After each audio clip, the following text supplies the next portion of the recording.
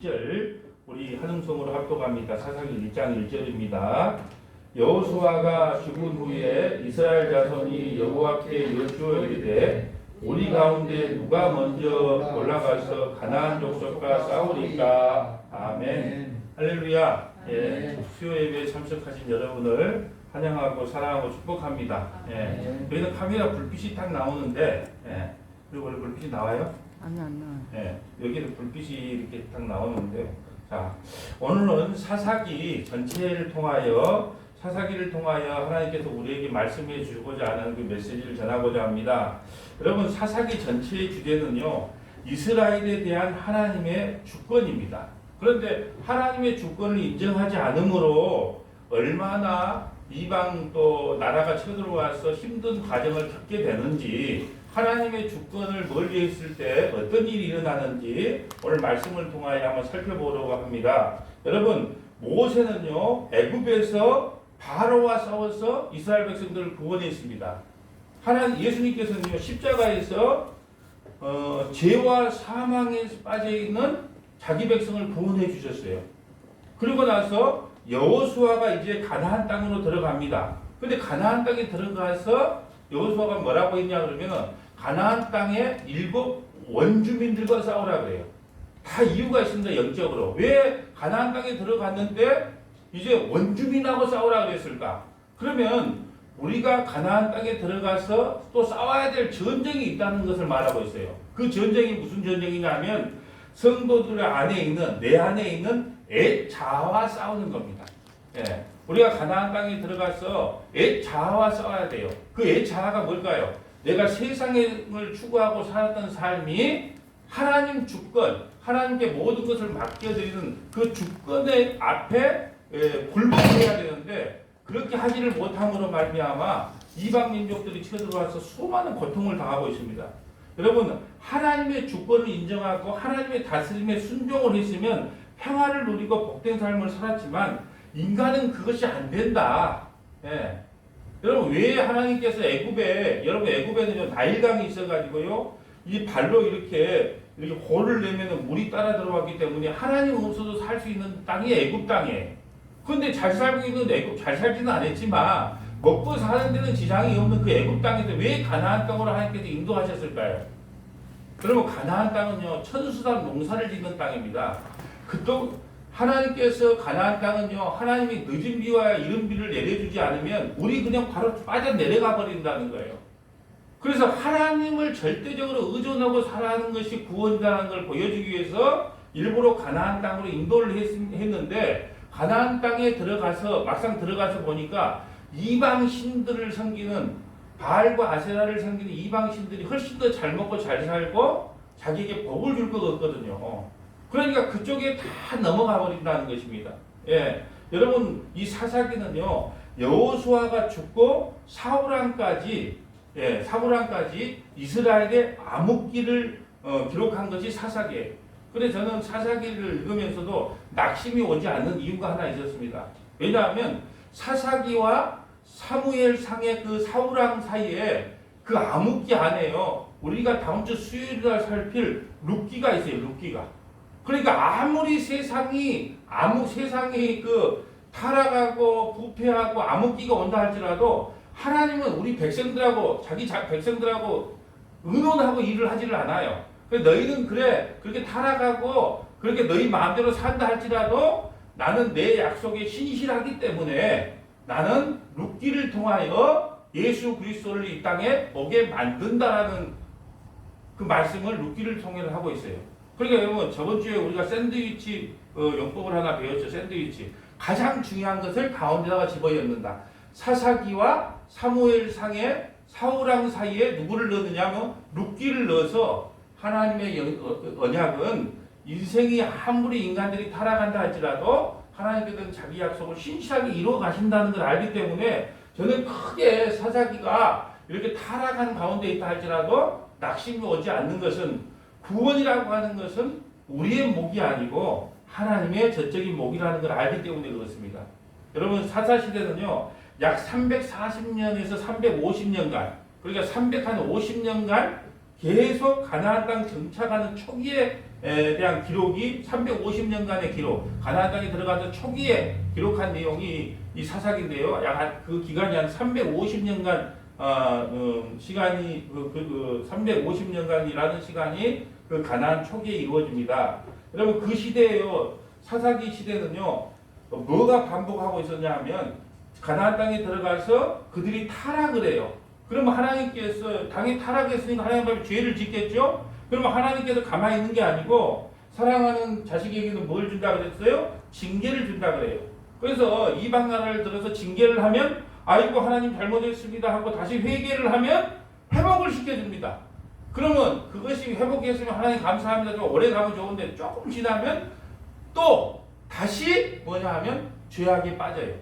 마치 이것이 우리 인생의 사이클과 같은 겁니다. 우리도요 참 인생 살다 보면 어려움 당하면요 하나님 이 문제 하나만 해결해 주면 내가 앞으로 주일성수도 잘하고 11조도 잘하고 수요예배도 잘 드리고 하나님 말씀도 열심히 읽겠습니다.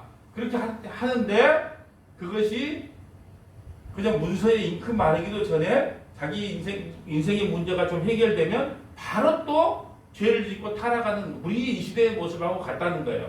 타락하고 하나님 앞에 죄를 지면 하나님께서 징계를 내리신다. 징계를 내리면 잘못했습니다고 회개를 하고 다시 회복이 되면 또 다시 범죄 가운데 빠지는 이 인생의 악순환을 사사기에서 계속 한다는 것이죠.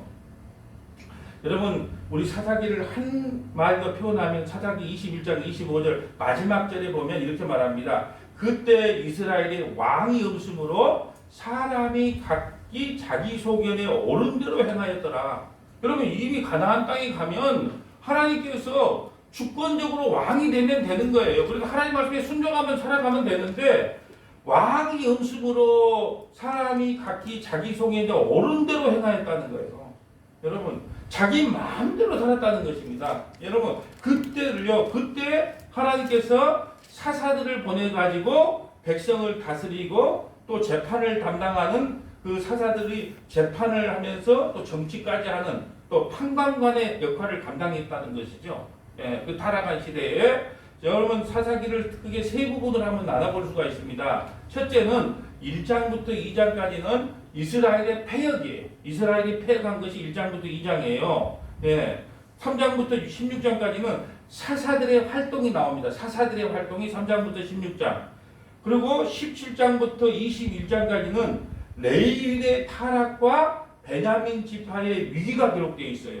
여러분 그런데 성경을 사사기를 21장까지를 몇 번을 읽다 보면 이런 말이 반복되는 거예요. 또 다시 계속 반복됩니다. 하나님 앞에 범죄하고 죄를 지면 하나님께 징계를 합니다. 그러면 하나님께서 회복을 시켜줘요. 사사들을 통해서. 근데 또 범죄하기 시작합니다. 그런데 왕이 없다는 말 뒤에 꼭 붙어있는 말들이 있어요. 왕이 없더라 말에 꼭 붙어있는 말이 뭐냐 하면 레인들이 등장하지 않아요. 보세요. 왜 이스라엘 백성들이 타락을 했느냐? 가장 큰 원인들 제가 이제 뒤에 가면 살펴보겠지만은 레인들이 타락했다는 거예요. 여러분 레인들은요 각자 그 지파를 때 땅을 분배시켜 주질 않고 48개의 성을 흩어지게 만들었어요. 레인이. 왜 그랬을까요? 지금의 레위인은 어떤 포지션으로 보면 목사와 같은 사람입니다. 그러니까 46개 성에 흩어져서 뭐냐? 하나님의 말씀을 부지런히 가르치고 전파하는 사람들이 레위인들이에요.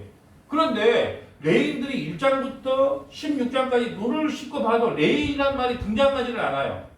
그래서 17장에 레위인이 등장하거든요. 그래서 레위인이 등장하는데 어떻게 등장을 하냐? 유다 지파에 속하 있는 레위인이 떠돌이 생활을 하면서 개인 가정집에 제사장 역할을 해요. 또 하나는 뭐냐 하면은 레위인이 등장을 하는데 첩을 얻어요. 첩을. 근데 첩이 바람이 나서 자기 친정으로 돌아갑니다. 친정에 가서 데리고 오다가 밖에서 유숙을 하는데 집단으로 성폭행을 당해요. 강간을 당합니다.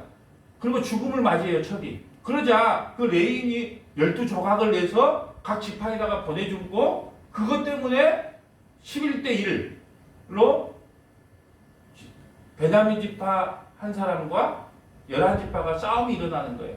그러니까 가장 이스라엘 백성들이 사사기에서 타락했던 첫 번째 이유가 뭐냐 그러면은 왕이 없어서 레인을 대신 보냈단 말입니다. 그 레인들이 열심히 하나님의 말씀을 가르쳐야 되는데 그 말씀의 부재가 타락의 원인이었다는 것이죠. 오늘날도 마찬가지입니다. 이 목사들이요, 목사가 이 말씀의 부재가 일어나면 성도들은 잘 알지를 못하기 때문에 그 말씀만 믿고 가다가 영적으로 타락이 일어나고 다른 복음, 다른 예수, 정말 다른 영을 쫓아갈 수밖에 없다는 것이죠. 여러분, 사사시대가 영적으로 가장 약했던 이유를 제가 5가지로 요약을 해봤습니다. 첫째는 아까 말씀드린 것처럼 영적 지도자가 없었다는 거예요. 영적 지도자가. 1장부터 16장까지 레인이 등장하지를 않아요. 그래서 사사기 21장 25절 그때 이스라엘의 왕이 없으므로 사람이 각기 자기 소견에 옳은 대로 행하였더라. 또 사사기 19장 1절도 보면 이스라엘의 왕이 없을 그때에 에브라임 산지 구석에 거주하는 어떤 레위 사람이 유다 베들레헴에서 참을 맞이하였더니, 여러분 레인이 하나님 말씀을 부지런히 가르치기도 바쁜데 또 첩을 맞이하는데 2절에 보면 사사기 19장 2절에 보면 첩이 행음하고 남편을 떠나 유다 베들레헴 그의 아버지의 집에 돌아가서 거기서 4달 동안 지냈으며 레인이 첩을 뒀다는 그 사실이 얼마나 이 시대가 영적으로 타락했는가를 보여주고 있습니다. 두 번째 이스라엘 백성들이 이 영적으로 약했던 이유는 뭐냐면 말씀의 부재예요. 말씀의 부재. 아까 방금 말씀드린 것처럼 레인들은요 48개 성을 두고 흩어져서 말씀을 가르치는 일을 했는데 1장부터 16장까지 레인이 아예 등장하지를 않아요. 그리고 17장에 등장한 레인이 한 개인 집에 옷 몇 벌 먹을 거 몇 품 준다니까 그 개인 집에 가서 개인 제사장을 하고 있는 겁니다. 그리고 막 등장한 레인이 또 뭐 하고 있냐? 첩을 얻어가지고 그 행음한 첩을 데리고 오다가 강간을 당하자 거기서 그냥 묶고 넘어가는 것이 아니고 12토막을 내서 민족 간에 그 전쟁을 일으키는 그런 일을 레인이 담당했다는 겁니다. 사사기 2장 10절에 그 세대의 사람도 다 조상에게로 돌아갔고 그 후에 일어난 다른 세대는 여호와를 알지 못하며 여호와께서 이스라엘 위하여 행하신 일도 알지 못하였더라. 예, 여호수아가 죽고요. 여호수아와 같은 그 장로급에 있던 사람들도 다 하나님께로 돌아갔어요. 이제 그러니까 하나님께서 이스라엘에게 행한 일을 몰라요. 사사기 2장 10절에 보면 교육을 시켜야 할 레위인들이 교육을 제대로 시키지를 못했어요. 지금 이 시대도요 마찬가지입니다. 목회자가 정말 십자가의 복음으로 성도들을 바르게 양육하고 복음을 전해야 되는데 영웅호를 만드는 것이 신앙생활인 줄 알고 그것을 전하면 그것이 타락의 기름길이라는 거예요. 여러분 이 시대도요 말씀은 홍수같이 나오는데 먹을 말씀이 없다는 거예요. 성경도 교리도 신앙생활도 정말로 우리가 인터넷을 통하면 풍요하게 나오는 것 같은데 무엇이 제대로 된 말씀인가를 분별하지도 못해요. 그러니까 먹을 양식이 없어서 가람이 아니요 하나님의 말씀이 지금 정말로 부재다. 그것이 바로 영적으로 타락했던 이유다. 세 번째는 이스라엘 사사시대 때 영적으로 타락하고 약했던 이유는 뭐냐? 우상을 숭배했다는 거예요. 우상을 숭배했다. 사사기 3장 6절에 보면 그들의 딸들을 맞아 아내로 삼으며 가나안 땅의 딸들을 아내로 삼으면 안 되는데 딸들을 아내로 삼으며 자기 딸들을 그들의 아들에게 주고 또 그들의 신들을 섬겼더라. 여러분 노아 홍수 전에 하나님께서 이렇게 말하죠. 하나님의 아들들이 사람의 딸들과 결혼했더라 그래요. 그러면 하나님의 사람들은 그러니까 언약의 백성들이 비언약의 백성들하고 짬뽕을 해서 우상을 섬겼다는 거예요. 사사기 2장 11절에 보면 이스라엘 자손이 여호와의 목전에 악을 행하여 바알들을 섬겼고 우상 숭배를 했단 말입니다. 가나안 땅에 가서. 또 12절 애굽 땅에서 그들을 인도하여 내신 그들의 조상들이 하나님 여호와를 버리고 하나님을 버리고 다른 신들 곧 그들의 주위에 있는 백성들의 신을 따라 그들에게 절하며 여호와를 진노하시게 하였으되 지금 사사기가 그런 시대라는 거예요. 하나님께서 가나안 땅에다가 입성을 시켜 놓으니까 예? 바알과 아세라 다른 신을 섬기면서 하나님을 진노하게 했다. 사사기 19장 22절도요. 그들이 마음을 즐겁게 할 때에 그 성읍의 불량배들이 그 집을 에워싸고 문을 두드리며 집 주인 노인에게 말하여 이르되 내 집에 들어온 사람들을 끌어내라. 우리가 그와 관계하리라. 이스라엘 백성들이 어느 정도 타락했냐 그러면 여러분 그 동성연애가 극심할 정도로 심해서 그 나그네를 대접한 그 양반이 내 딸을 주고 이 사람 첩도 줄 테니까 이 사람을 상관해라 하니까 아니다. 그 레위인 그 남자를 내놓으라고 하는 게 남자를 내놓으라고. 마치 소돔과 고모라처럼 그 정도로 타락을 했다. 예. 또 이스라엘 백성들이 영적으로 타락한 이유는요. 정복 전쟁을 중지했어요. 정복 전쟁을 중지했습니다. 하나님께서는 가나안 땅에 들어가면 다 진멸해 버리라 그랬습니다. 그런데 사사기 1장 28절에 보면 이스라엘이 강성한 후에야 가나안 족속에 노역을 시켰고 다 쫓아내잖아. 그러니까 자기네들도 애국에서 조상들의 말을 들으니까 노예 생활을 했어. 노예를 부려본 게 좋거든요. 그러니까 일부를 남겨놓고 자기네들의 노예를 시키는 겁니다. 노역을 시켜보는 거예요. 싹을 잘라버려야 했는데 그러지를 못하고 자기 필요에 따라서 그들을 살려놨기 때문에 영적으로 타락하게 됐다. 여러분 저는 조선시대 왕을 하려면요. 난 이방원이 같은 왕이 되고 싶어요. 왜냐하면 이방원이 왕처럼 하여튼 세종 자기 아들이 정치를 펼 수 있을게끔 말해주려면요. 싹둑 다 잘라내야 됩니다. 그래서 세종대왕이 나오고 이방원이가 없었으면 세종대왕은 못 나옵니다. 예.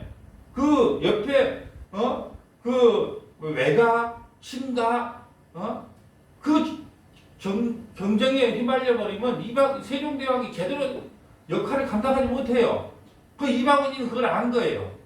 그러니까 비록 내가 욕을 얻어먹을지언정 내가 아들 가는 길을 평탄하게 해주겠다. 다 숙청해 버린 겁니다. 이 사사시대도 마찬가지요. 그냥 싹쓸이를 해야 되는데 다 싹쓸이 못하고 몇 명 남기다 보니까 노예로 쓰기 좋거든요. 근데 그들이 옆구리를 찌르는 가시 역할을 한다는 거예요. 다섯 번째, 왜 사사시대에 그 영적으로 타락을 하고 영적으로 약해졌느냐? 동족 상잔의 비극이 일어납니다. 동족 상잔의 비극. 같은 민족 12지파끼리 싸운다니까요. 6.25 전쟁 때요. 나라가 쑥대밭 됐어요. 같은 민족끼리 싸우니까 나라가 쑥대밭 된 것처럼 왜 니들끼리 싸우고 난리야? 자중질환이 일어납니다. 그래서 9장에 보면 아비멜렉이 자기와 배다른 형제 70명을 그냥 한 바위에서 다 죽여버리죠. 또 12장에 보면 에브라임 같은 지파끼리 싸웁니다. 또 19장에 보면 베냐민 지파 한 사람을 놓고 11지파가 전쟁을 일으켜요. 같이 집안 꼴이 뭐 되겠습니까? 집안 꼴이 아닌 거예요. 예. 그래서 자중질환을 동족 상잔의 비극 자중질환이 일어나서 영적으로 완전히 타락한 시대가 뭐다? 사사기였다. 자, 1장부터 볼까요? 자, 사사기 1장 봅니다. 자, 첫째는 유다의 정복이죠. 자, 1장 1절 봅니다. 여호수아가 죽은 후에 이스라엘 자손이 여호와께 여쭈어 이르되 우리 가운데 누가 먼저 올라가서 가나안 족속과 싸우리까? 여호와께서 이르시되 유다가 올라갈지라 지니라 보라 내가 이 땅을 그의 손에 넘겨주었노라 하시니라. 여러분 왜 유다를 먼저 가나안 땅 들어가서 정복전쟁에 선봉에 서게 했을까요? 유다가 들어가서 정복전쟁에 승리함으로 그 11지파가 모두 구원받는 모형을 설명하는 거예요. 야곱이 그랬잖아요. 여러분 이거 성경을 문자적으로 보지 말고 그 안에 있는 구속사를 살펴야 됩니다. 야곱의 후손, 유다의 후손으로 누가 나오죠? 사자 새끼가 나와요. 그 사자가 누구죠? 예수 그리스도가 유다의 후손으로 나오는 겁니다. 그래서 예수 그리스도께서 가나안 땅을 정복하면 다시 말해서 유다 지파가 선봉으로 쓰면 그 뒤에 11지파는요. 그 안에 따라 들어가서 구원을 받는 거예요. 예수 그리스도께서 십자가에서 자기 백성 여기서 보면 11명을 끼워 이어서 구원을 시켜준다. 그걸 설명하기 위해서 유다지파가 먼저 올라가라. 그래서 3장에 유다가 그의 형제 시므온에게 이르되 내가 제비 뽑아 얻은 땅에서 나와 함께 올라가서 가나안 족속과 싸우자. 예.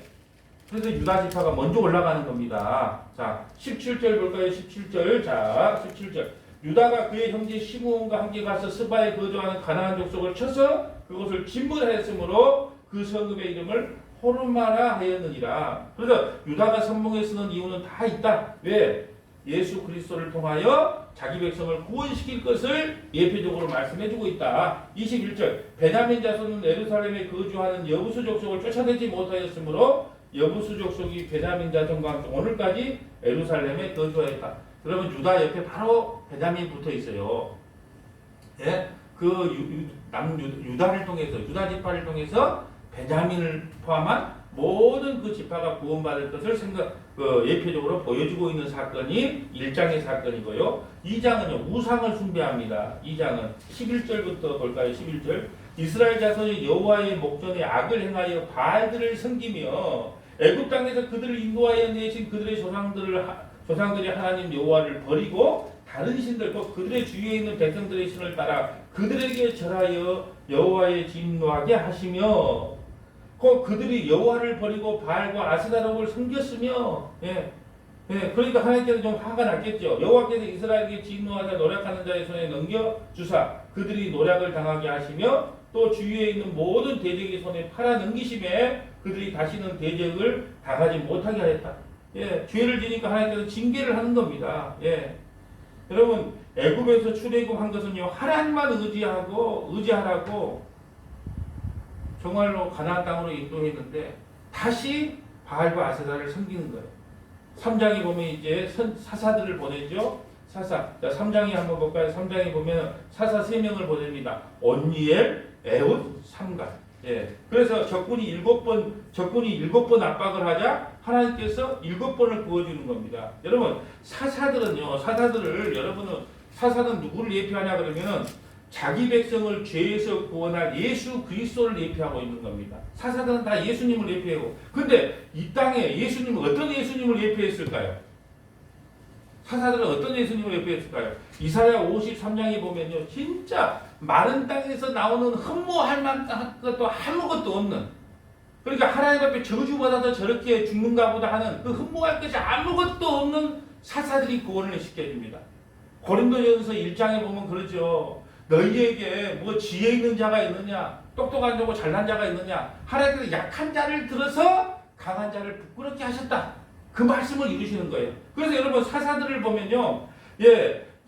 3장 20절에 에웃이라고 하는 사사는요. 왼손잡이에요. 왼손잡이. 여러분 예전에 우리는 왼손잡이를 쓰면 손을 묶어서라도 아버지가 오른손을 만들려고 그랬어요. 왜요? 사람들 심리는 왼손잡이는 약한 좀 정상이 아니라고 생각을 했던 거예요. 근데 에웃이 뭐냐? 바로 에웃이 왼손잡이를 들어서 이스라엘 백성들을 구해줍니다. 또 삼갈은 3장 31절에 나오는 성호는 막대기로 블레셋 600명을 죽여요. 그리고 기드온을 보세요.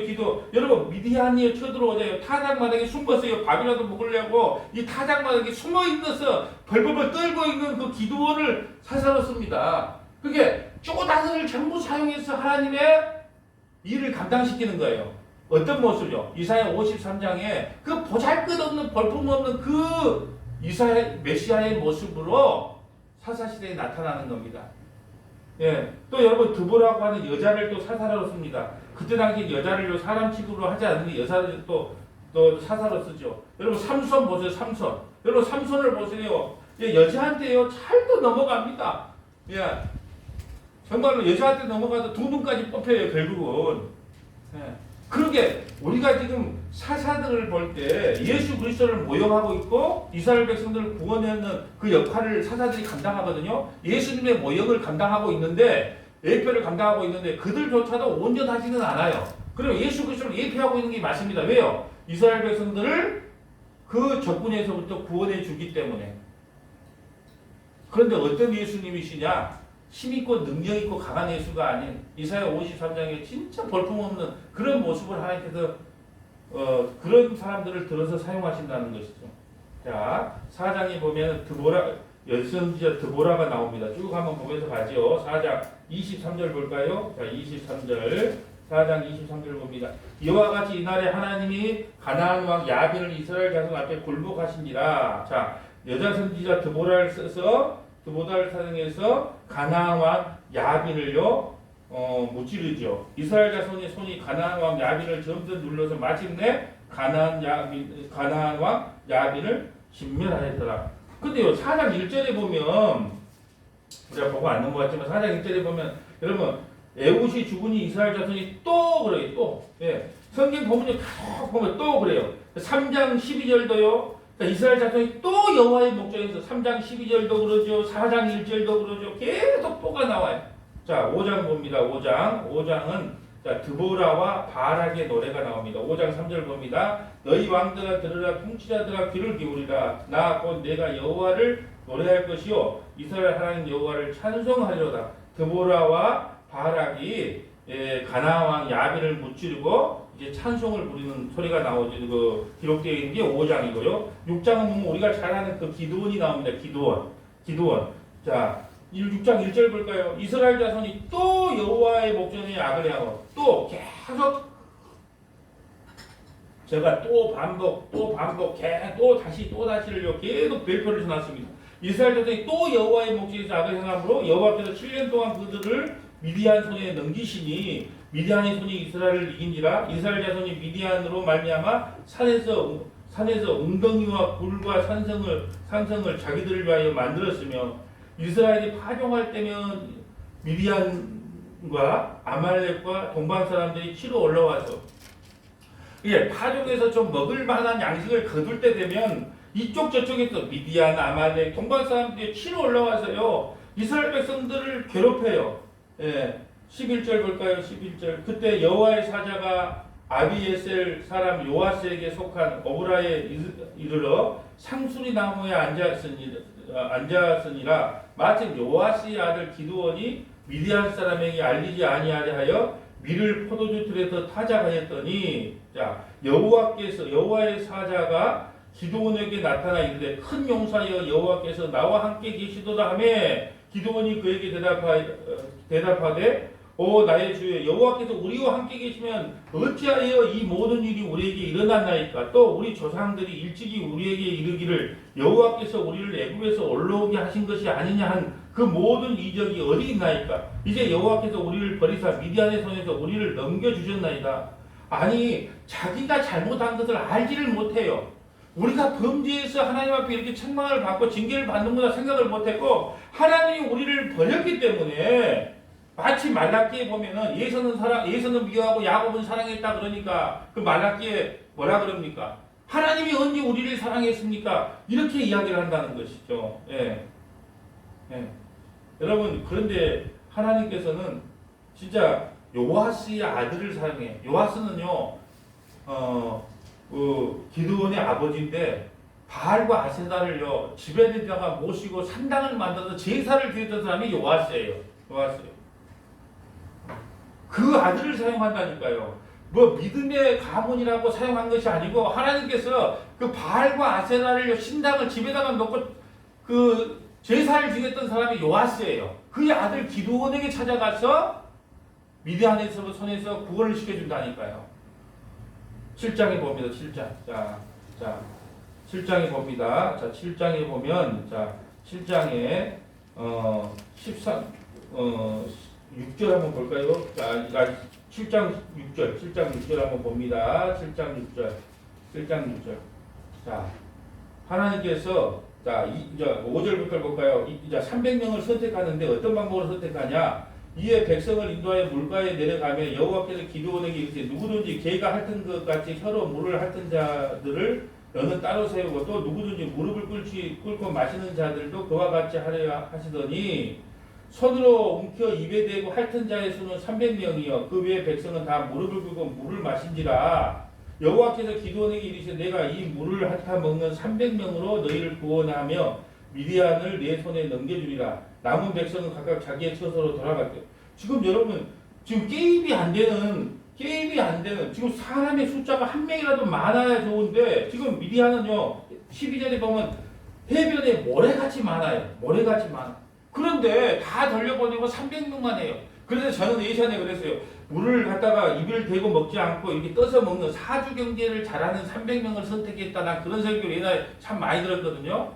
아니 그게 아니고 하나님은 가장 적은 인원을 선택한 거예요. 사주경기를 잘한 사람을 선택한 게 아니고 그저 300명 가장 적은 인원 그 300명을 선택한 거 왜요? 이 전쟁은 하나님의 전쟁이라는 걸 가르쳐주기 위해서 숫자 적은 사람을 선택한 거예요. 그런데 이제는 보세요. 자 13절에 보면 하나님께서 어떤 환상으로 뭘 하나 보여줘요. 뭘 보여주냐? 자 13절에 보면 7장 13절에요. 기드온이 그곳에 이른 중 어떤 사람이 그의 친구에게 꿈을 말해 이르기를 보라. 내가 한 꿈을 꾸었는데 꿈에 보리떡 한 덩어리가 미디안 진영으로 굴러와 한 장막을 이루어 그것을 쳐서 무뜨려 위쪽으로 엎드리 그 장막이 쓰러지더라. 예, 여러분 보세요. 그 떡 하면 뭐 생각나는 게 없어요? 생명의 떡? 예수 그리스도께서 그 미디안에 있는 사탄들을 무너뜨릴 것이라는 것을 꿈으로 보여준 거예요. 그래서 떡이 굴러온 겁니다. 떡이 굴러와서 그 장막을 완전히 쑥대밭 만들어버린 거예요. 그 떡이 누구예요? 생명의 떡으로 오신 예수님이 장차 사탄 마귀를 무찌르고 자기 백성을 죄와 사망에서 구원해 줄 것을 여기서 또 예표로 보여주는 거예요. 그러니까 여러분 성경을 읽을 때 어떻게 하든지 예수 그리스도를 찾아내서 그 예수가 증거돼야 된다. 예, 그리고 보십시오. 그리고 자 이제 20절 볼까요? 20절. 자 20절 봅니다. 20절. 자 그리고 하나님께서 미디안을 물리칠 때 큰 좋은 무기를 준 게 아니고요. 참 희한한 방법으로 무찌르요. 세 대대가 나팔을 불며 그리고 세 부대로 나누는 거예요. 300명을 항아리를 부수고 왼쪽에 횃불을 들고 오른손에 나팔을 불며 외쳐 이르되 여호와 기드온의 칼이야 하고 자 22절 300명이 나팔을 불 때 여호와께서 온 진영에서 친구끼리 칼로 치게 하심으로 적군이 도망하여 예 여러분 어떤 방법으로 일으키냐면 항아리 안에다가 횃불을 숨기는 거예요. 횃불을 숨기고 그리고 나팔을 부는 거예요. 그리고 항아리는 뭘까요? 내가 갖고 있는 자아를 깨는 겁니다. 항아리를 깨라는 것은 네가 갖고 있는 이성, 네가 갖고 있는 상식을 깨는 거예요. 그 안에 횃불이 나오는 거예요. 횃불은 뭐예요? 진리를 이야기합니다. 아브라함과 하나님께서 언약을 맺을 때요. 쪼갠 사이로 누가 지나가요? 횃불이 지나갑니다. 그 횃불은 하나님이에요. 그 횃불은요 진리입니다. 빛은 진리예요. 그러니까 여러분 뭐죠? 내가 갖고 있는 상식 자아를 깨내고 진리가 외쳐질 때 그래서 그 진리가 외쳐지는 것을 뭐라 하면 나팔을 부는 거라 그래요. 그 나팔이 불어질 때 그 사탄 마귀는 그냥 동서남북으로 흩어져 도망을 가는 겁니다. 그걸 우리에게 보여주기 위해서 여러분 그 항아리 안에다가 횃불 그 진리를 담고 나팔을 불어라. 무슨 말이냐? 너 안에 있는 그 이성과 상식을 깨어내버리라.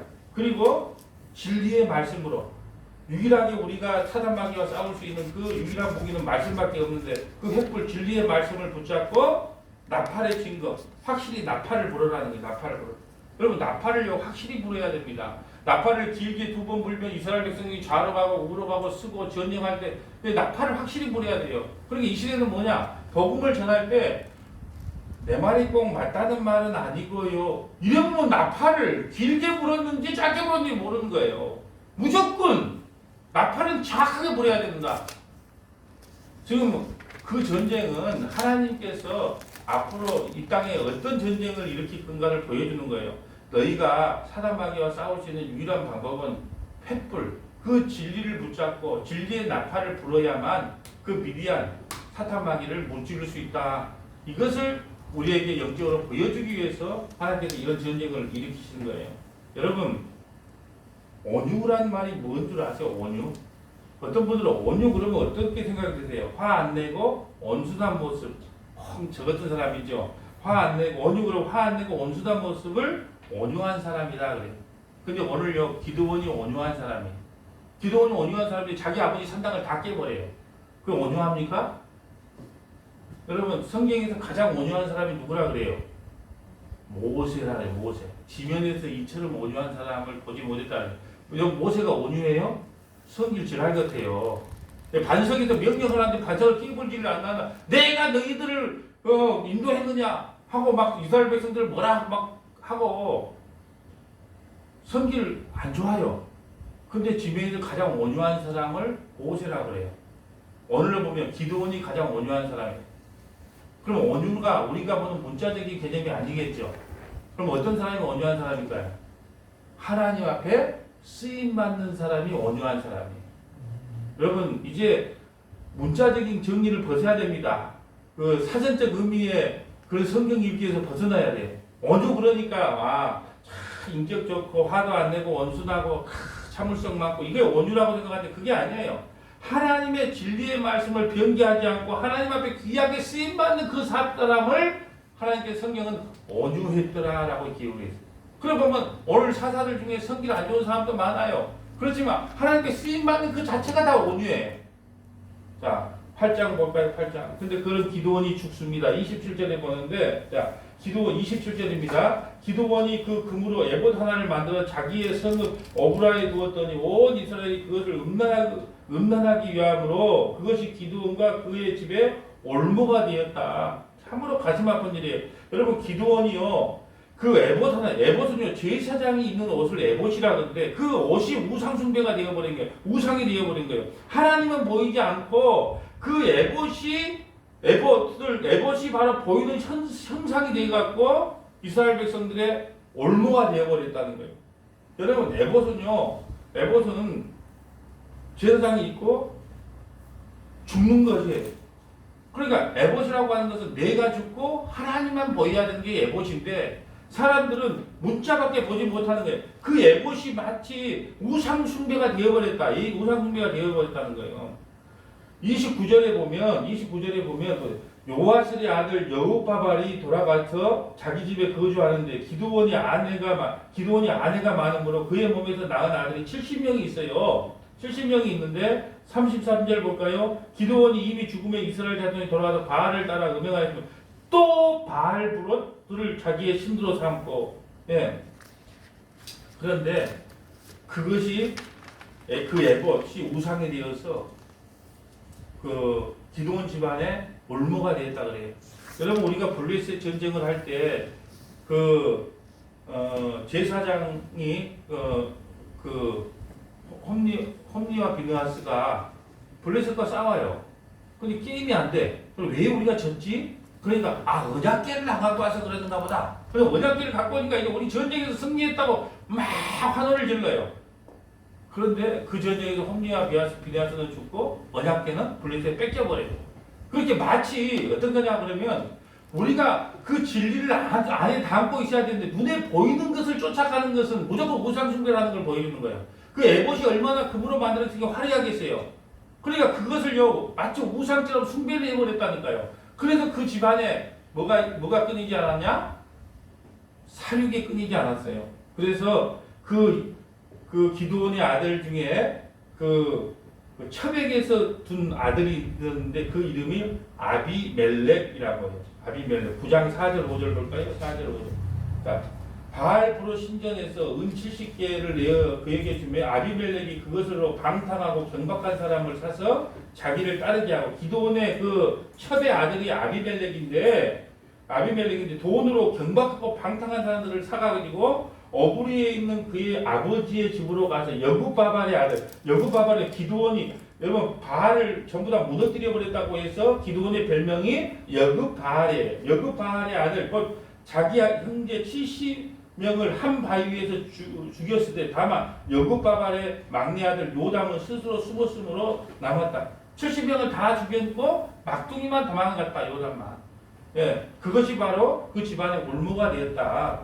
무엇 때문에요? 그 에봇 하나 때문에. 그렇기 때문에요. 여러분 이 세상에 우리가 태어나서 목사, 장로, 권사 직책을 받지만 그냥 쓰임 받다가 그냥 끝나면 끝나는 거예요. 뭘 남기려고 하지 말라는 거예요. 근데 저는 그렇잖아요. 저는 뭐 유명하지도 않아서 뭐 순교 정신도 없기 때문에 그런 기념비도 없을 겁니다만은 무슨 뭐 기독교 순교관 뭐 이런 거 싫어합니다. 그냥 쓰임 받다가 하나님 내가 어떤 종을 어떻게 이렇게 쓰임받게 했습니까? 나를 어떻게 이렇게 온유한 사람으로 인정해 주셨습니까? 감사합니다고 딱 끝내면 되는 건데 그다 흔적을 남긴다는 거예요. 그래서 에봇을 보게 되면 우리가 생각해야 될 것은 흔적을 남기려고 하지 마라. 흔적을.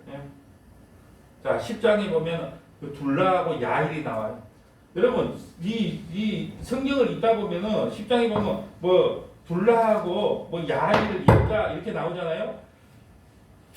최고로 기록이 짧은 사람이 좋아요? 길게 나온 사람이 좋을까요?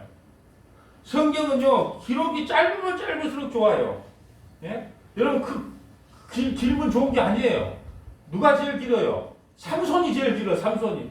삼손이 하나님께 쓰임 받았다가 별짓을 다 해서 높 뽑히고, 그러니까 성경에 그 사사들을 보면서, 아, 그렇구나. 그냥 짤막하게 쓰임 받고 그냥 탁 죽는 것이 제일 좋지. 성경의 기록이 오래되면 오래될수록, 여러분, 누가 성경에 제일 고생 많이 합니까? 아브라함, 이삭, 야곱 중에요. 요셉. 누가 제일 고생 많이 해요? 야곱이 제일 고생을 많이 해요. 네? 기록이 많다는 것은요, 그만큼 고생을 많이 했다는 겁니다.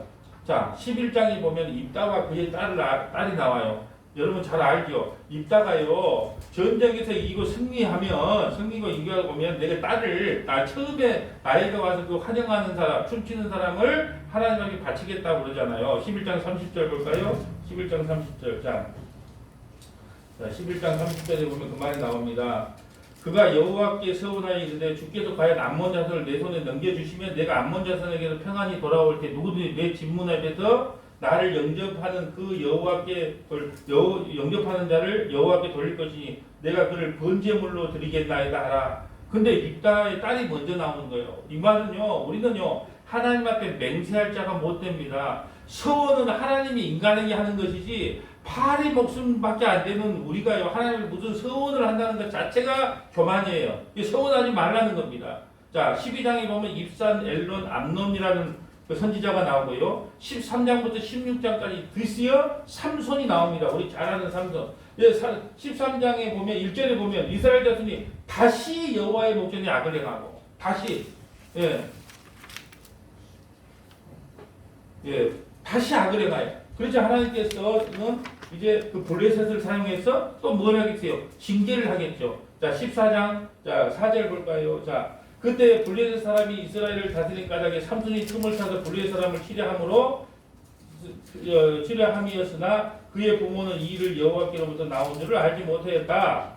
자, 5절에 보면 삼손이 그의 부모와 함께 딥나에 내려가 딥나의 포도원에 이른즉 젊은 사자가 그를 보고 소리 지르니, 자, 젊은 사자를 만나요, 삼손이. 그런데 여호와의 영이 삼손에게 강하게 임하니 그가 손에 아무것도 없고 그 사자를 염소 새끼를 찢는 것까지 찢었으나 그는 자기가 행한 일을 부모에게 알리지 아니하였더라. 그가 내려가서 그 여자와 말하니 그 여자가 삼손의 눈에 들었더라. 8절 얼마 후에 삼손이 그 여자를 맞이하려고 다시 가다가 돌이켜 그의 사자의 죽음을 본즉 사자의 몸에 벌떼와 뿔이 있는지라 손으로 그 뿔을 떠서 걸어가며 먹고 그의 부모에게 이르러 그들에게 그것을 들여서 먹게 하였으나 그의 뿔을 사자의 몸에서 떠왔다고는 알리지 아니하였더라. 여러분 보세요. 여기서 말하는 삼손이 나오고 여자가 나오죠. 그런데 요 사자를 죽여서 그 안에 뿔이 나왔다라고 하는 그 비밀을 누구에게만 말하냐면 여자에게만 말해. 여자만 그 비밀을 말합니다. 그런데 여러분 보세요. 왜 사자를 갖다가 그게 찢어졌을까요? 이 영적인 의미가 있습니다. 사자는요, 우리가 보면은 포도원을 허는 여우. 그러니까 포도원은 여기서 말하는 교회를 의미하고 있고요. 여기서 사자라고 하는 것은 지금 이스라엘 백성들을 무너뜨리고 괴롭히는 그 블레셋을 의미합니다. 그러니까 삼손이요, 그 사자를 찢어버리는 거예요. 근데 그 안에 뿔이 나와요. 이것은요, 무슨 말이냐? 예수 그리스도께서 장차 이 땅에 오셔서 사탄 마귀의 머리를 박살을 내고 우리에게요, 구원이라고 하는 그 뿔을 우리에게 줄 것을 예표로 보여주고 있다는 겁니다. 그래서 그렇게 말합니다. 강한 자가 죽어서 단 것을 낸다. 야, 예수께서 죽어서 우리에게 영생을 선물로 주는 사건이 이 사자를 찢고 그 사자 안에 뿔이 나오는 사건이에요. 근데 결국은 어떻게 됩니까? 16장에 보면 16장 1절 볼까요? 삼손이 가사에 가서 거기서 한 기색을 보고 그에게 돌아갔더니 가사 사람에게 삼손이 왔다가 알려주며 그들을 에워싸고 밤새도록 성문에 매복하고 밤을 새도록 조용히 하여 이르기를 새벽이 되거늘 그를 죽이리라 했고, 그런데 그 여자를 통하여 그 들릴라라고 하는 그 여자 때문에 결국은 누가 돼요? 삼손이 죽음을 당합니다. 죽음을 당하니까 눈이 뽑히죠. 그럼 예수 그리스도께서 왜 십자가에서 죽으셨습니까? 왜 피 흘리고 죽으셨습니까? 그 드릴라라고 하는 자기가 사랑하는 여자 때문에 그런 거예요. 예수께서 왜 십자가에서 죽으셨어요? 자기 백성을 사랑하기 때문에 두 눈이 뽑히는 고통 가운데 십자가에서 죽으신 겁니다. 지금 이걸 말해주고 있어요. 그 드릴라를 사랑했다는 것은. 그래서 나중에 어떻게 됩니까? 결국은 여기에 모여있는 블레셋의 모든 사람들이 모여서 잔치하고 있을 때 그 기둥을 무너뜨리고 그 블레셋에 있는 사람들을 거의 다 그 자리에서 죽여버리는 일을 하고 있는 겁니다. 자, 17장 갑니다. 드디어 이제 우리가 17장에 가면 누가 나오냐? 기다리고 기다린 레인이 나와요. 레인. 5절 볼까요? 그 사람 미가에게서 신당이 있으므로 그가 에봇과 드라립을 만들고 한 아들을 세워 그의 제사장으로 삼았더라. 그때 이스라엘 왕이 없었으므로 사람마다 자기 소견에 옳은 대로 했다. 유다 가족에 속한 유다 베들레헴에 한 청년이 있으니 그는 레위인으로서 거기에 그래 유다 자손에도 베들레헴에도 말씀을 가르쳐야 할 그가 왜 떠돌이 생활을 하냐는 거예요. 왜 떠돌이 생활을 해서 에브라임까지 옵니다. 에브라임 산지까지 옵니다. 그곳에서 뭘 하냐? 한 집안의 제사장이 되는 거예요. 12절 볼까요? 미가가 그 레위인을 거룩하게 구별하여 그 청년이 미가의 제사장이 되어 그 집에 있더라. 이에 미가가 이르러 레위인이 내 제사장이 되었으니 이제 여호와께서 내게 복을 주실 것이다. 야, 한 집안에 나는 제사장을 모신 사람이다.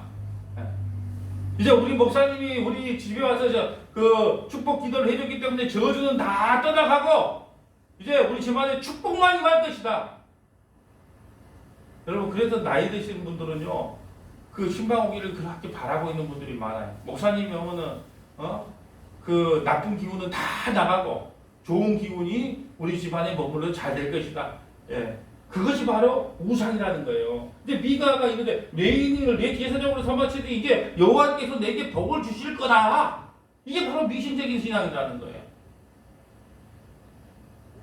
18장에 보면 18장에 자 그러면서 이렇게 이야기합니다. 19절 볼 거예요. 18장 19절 보면 자 그들이 그에게 이르되 잠잠하라 내 손에 입을 대라. 이제 단지파에서 이제 한 개인의 이 그 단지파 사람들이 와서 미가를 이제 그 제사장 미가 집에 있는 그 레인 그 제사장을 데리고 가려고 합니다. 왜? 개인의 제사장보다 한 지파의 제사장이 더 낫지 않느냐 그 말이에요. 자 그러면서 뭐죠? 19절 봅니다. 그들에게 이르되 잠잠하라 내 손에 입을 대라 우리와 함께 가서 우리 아버지와 제사장이 되라. 내가 한 사람의 집에 제사장이 되는 것과 이스라엘 한 지파 한 족속의 제사장이 되는 것 중에 어느 것이 낫겠느냐? 그 제사장이 마음에 기뻐하여 에봇과 드라빔과 색의 우상을 받아가지고 그 백성 가운데로 돌아가니. 자 이제 레인이 얼마나 타락했냐 그러면 한 집안의 제사장이 된 것도 타락했는데 이제는 그거보다는 단지파 한 지파의 제사장이 되는 게 더 낫겠다라는 거예요. 지금으로 한번 말해볼까요? 50명 목회하는 것보다 너 50명 목회하는 게 좋아? 5,000명 목회하는 게 좋아? 아니 당연히 5,000명 목회하는 게 좋죠. 뒤도 안 돌아보고 가는 거예요. 요즘 다 그렇지 않아요? 네? 조금 숫자 좀 많고 연봉 좀 많이 준다 그러면 뒤도 돌아보지 않고 그래 50명 목회하고 5,000명 목회한다 그러면 뒤도 안 돌아보고 가는 게 당연하지. 이렇게 타락했다는 거예요. 저한테 그러면 어떻게 할까요? 아니 저도 막 쌍술 열고 빨리 가지요. 아니 이게 타락의 증거입니다. 너 50명 목회할래? 5,000명 목회할래? 하나님의 뜻이 어딘가는 묻지도 않고 그래 많은 데 가서 목회하고 연봉 많이 받으면 좋지 뒤도 안 돌아보고 가는 거예요. 이게 레인의 타락했다는 증거입니다. 또 어떤 레인이 또 타락을 해서 19장 보면 이제 더 기박힌 일이 나와. 19장에 보면 아까 레인이 잘못하여 이스라엘 백성들이 타락을 했다 그랬잖아요. 19장 이제 봅니다. 이스라엘 왕이 없을 그때에 에브라임 산지 구석에 거류하는 어떤 레위 사람이 유다 베들레헴에서 첩을 맞이했더니 또 첩을 맞이했는데 또 가관이요. 그 첩이 행음하고 남편을 떠나 유다 베들레헴에 그의 아버지 집에 돌아가서 거기서 넉 달 동안 지내요. 그러니까 이제 첩을 찾아서 떠납니다. 돌아오는 길에 28절 볼까요? 28절. 자, 28절 봅니다. 자, 그에게 이르되 일어나라 우리가 떠나가자 하나 아무 대답이 없는지라 이에 그의 시체를 나귀에 싣고 행하였다. 예, 돌아오는 길에 어떤 한 집에 들어가서 노인의 집에 유숙을 하게 돼요. 24절도 볼까요? 보라 내가 여기 내 처녀의 딸과 이 사람의 첩이 있은즉 내가 그들을 끌어내리니 너희가 그들에게 욕보이든지 너희 눈에 좋을 대로 행하라. 오직 이 사람에게는 이런 망령된 일을 하지 마라. 너희 동성연애 하지 마라. 여기 딸이 있고 첩이 있다. 그런데 밤새도록 25절 보면 밤새도록 관계하고 능력을 해서 새벽 미명에 그 노인네 집 앞에다가 그 첩을 갖다가 버려놓고 갔는데 그 첩이 죽어요. 그렇다면 회개하고 그 레인이 내가 하나님의 범죄였구나 이렇게 나가야 되는데 29절에 보면 칼을 가지고 자기 첩의 시체를 거두어 그 마디를 찍어 12덩이를 나누어서 이스라엘 사방에 두루 보내요. 그러면 레인의 지금 상태가 이러니까 레인의 상태가 이런데 백성들의 상태는 어떻게 있겠어요? 그것을 이제 첩을 12통왕을 내가 보내요. 예. 그것 때문에 20장에 전쟁이 일어나는 거예요. 왜요? 베냐민 지파 사람들이 첩을 능욕했거든요. 그러니까 11지파가 어떻게 해요? 이제 열이 난 거죠. 11지파하고 한 지파가 이제 베냐민 지파하고 이제 싸움을 해서 하나님께서 지파를 정해서 가나안 땅에 보내준 그 한 지파가 없어지게 될 뻔한 사건이에요. 그 누구 때문에? 레인 한 사람 때문에.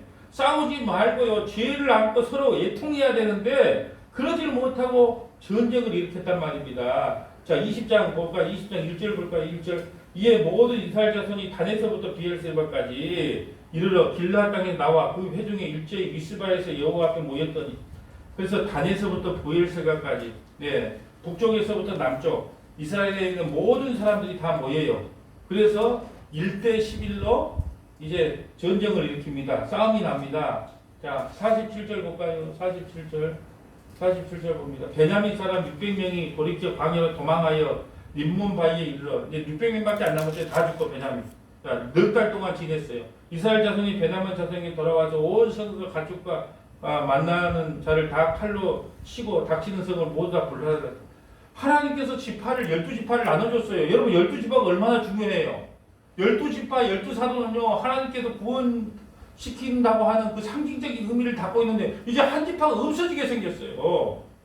그런데 하나님께서 결국은 그들의 마음을 돌이켜서 지파를 보존시켜줍니다. 23절 볼까요? 베냐민 자손이 그가지 춤을 추는 여자들 중에서 자기들의 숫자들을 붙들고 아내로 삼아 자기 기업에 돌아가서 성읍들을 건축하고 거기에 거주하였더라. 이제 600명이 이제 그 아내들을 맞이하여 그 종족을 보존시키는 겁니다. 예, 그때 이스라엘 자손이 그곳에서 각각 자기의 지파, 자기의 가족에게 돌아갔으니 꼭 각기 그곳에 나와서 자기의 기업으로 돌아갔더라. 그때 이스라엘의 왕이 없으므로 사람이 각기 자기 소견에 옳은 대로 했다. 여러분 결국요 다시 하나님께서 12지파를 회복시키기는 하지만은 엄청나게 자기 동족끼리 싸우면서 정말로 영적으로도 타락하고 삶은 황폐하게 되었다는 겁니다. 이 가장 큰 원인을 누가 제공했느냐? 영적 지도자가 타락함으로 백성이 망해요. 그럼 이 시대 여러분은 누구를 믿고 신앙생활을 해야 되겠느냐? 여기서 참 중요해요. 여러분은 영적 지도자인 목사를 잘 만나야 됩니다. 이렇게 나가야 되는데 목사도 얼마든지 타락할 수 있기 때문에 여러분이 믿고 따라가야 될 영적 지도자, 선한 목자는 예수님 뿐이에요. 요한복음 10장 11절에 보면 나는 선한 목자니 그래요. 그러니까 여러분이 사람 따라가면 안 됩니다. 사람 믿지 마세요. 오직 여러분이 따라가야 될 영적 지도자, 선한 목자는 예수 그리스도 한 분밖에 없어요. 그러니까 목사는 뭐냐? 여러분을 예수님께로 연결시켜주는 그 중매적인 역할로 말씀을 전하는 거예요. 그러니까 목사에게 집중하지 말고 어떤 사람에게 집중하지 말고 선한 목자 대신 예수께만 집중해야 된다는 거예요. 여러분 달콤한 말이 아니라 진리를 바르게 전하는 것이 영적 지도자의 역할이라는 겁니다. 자기 소견에 옳은 대로가 아닌 하나님과의 관계에서 옳은 신앙을 위하여 우리가 해야 될 일은요. 성경 읽기와 기도뿐이에요. 내가 하나님과 지금 바른 관계가 세워져 있는가? 내가 영적으로 어떤 상태인가를 여러분 점검하려면요. 다른 방법이 없습니다. 말씀을 통하여 내 자신의 지금 영적인 상태가 드러나줘야 되는 거예요.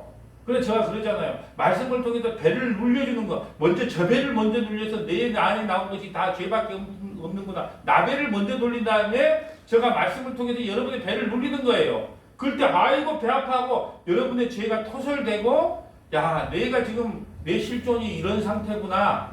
내가 예수님 붙잡고 살아야 되겠구나. 그 말씀을 통해서 다시 한번 회복하는 겁니다. 그리고 기도를 통해서 정말로 내 힘으로는 이렇게 살아갈 수 없기 때문에 하나님과 바른 관계를 맺을 수 없기 때문에 기도를 통해서 무릎을 꿇고 주님 도와주시옵소서라고 외칠 수밖에 없다는 겁니다. 여러분 내 소견에 옳은 것은요 개에게 주어버리세요. 그리고 하나님 소견에 옳은 일, 옳은 신앙, 바른 신앙으로 회복되는 저와 여러분 되시기를 축복합니다. 아멘. 기도하겠습니다. 거룩하신 하나님 감사합니다. 오늘 사사기의 말씀을 통하여 사람이 자기 소견에 옳은 대로 살았다고 하는 말씀을 살펴보았습니다. 아버지 하나님, 우리는 모든 신앙의 초점을 말씀에 두는 것이 아니라 자기 소견에 옳은 대로 살아가고 판단하지는 않았는지 오늘 말씀을 통하여 다시 한번 깨닫기를 소망합니다. 말씀과 기도를 통하여 우리의 거룩함이 회복되게 하여 주시옵소서. 아버지 하나님 감사합니다. 우리 구주 예수 그리스도로 받들어 기도 올리옵나이다. 아멘.